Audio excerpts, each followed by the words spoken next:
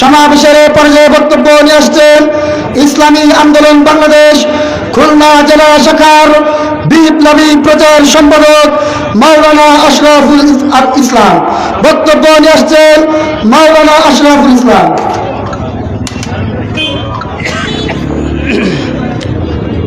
আসসালামু আলাইকুম ওয়া রাহমাতুল্লাহি ওয়া বারাকাতুহু। নাহমাদুহু ওয়া নুসাল্লি আলা রাসূলিহিল কারীম, আম্মা বাদ। আউযু বিল্লাহি মিনাশ শাইতানির রাজীম। বিসমিল্লাহির রহমানির রহিম। ইসলামী আন্দোলন বাংলাদেশ কেন্দ্র ঘোষিত কর্মসূচির অংশ হিসাবে খুলনা মহানগর জেলা শাখার উদ্যোগে আয়োজিত আজকের এই গণসমাবেশের সম্মানিত সভাপতি,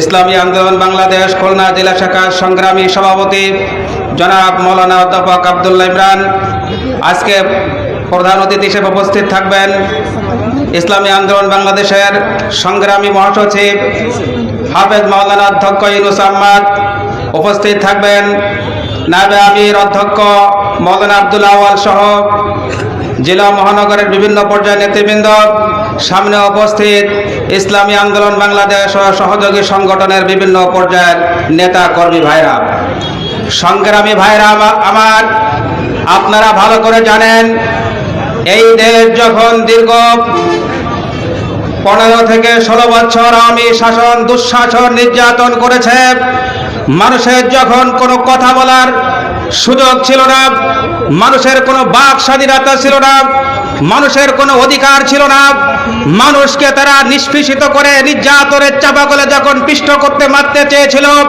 ঠিক সেই সময় আল্লাহর কুদরতের বহিঃপ্রকাশ এদেশের ছাত্র জনতার আন্দোলনে এই সরকার এদেশ থেকে পালাতে বাধ্য হয়েছে।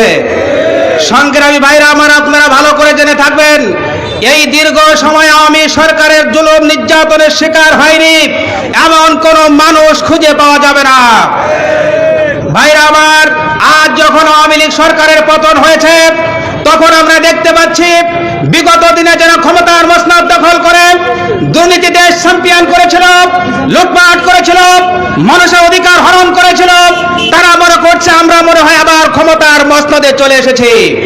কিন্তু আমরা আজকের সমাবেশ থেকে বলে দিতে চাই, আপনাদের ধারণা ভুল। আগামীতে কোনো গণতন্ত্রকামী আর জাতীয়তাবাদের শক্তি সরকারে আসবে না।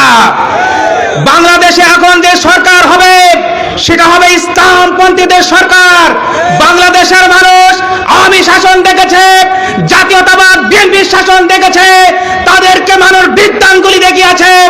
আগামী দিনে যে সরকার প্রতিষ্ঠা হবে সেটা হলো ইসলামপন্থীদের সরকার, ইসলামী আন্দোলনের সরকার। ভাইরা আমার, সেই সরকার প্রতিষ্ঠা করতে হলে ইসলামী আন্দোলনের দুর্গ পাড়ায় মহল্লায় সব জায়গায় গড়ে তুলতে হবে। বাতিলকে কবর রচনা করে গণতান্ত্রিক জাতীয়তাবাদের শক্তিকে কবর রচনা করে ইসলামী শক্তিকে রাষ্ট্র ক্ষমতা আনার জন্য আমাদের ঐক্যবদ্ধ আন্দোলন গড়ে তুলতে হবে। নাসরুম মিনাল্লাহি ওয়া ফাতহুন করিব ওয়া বাশশিরিল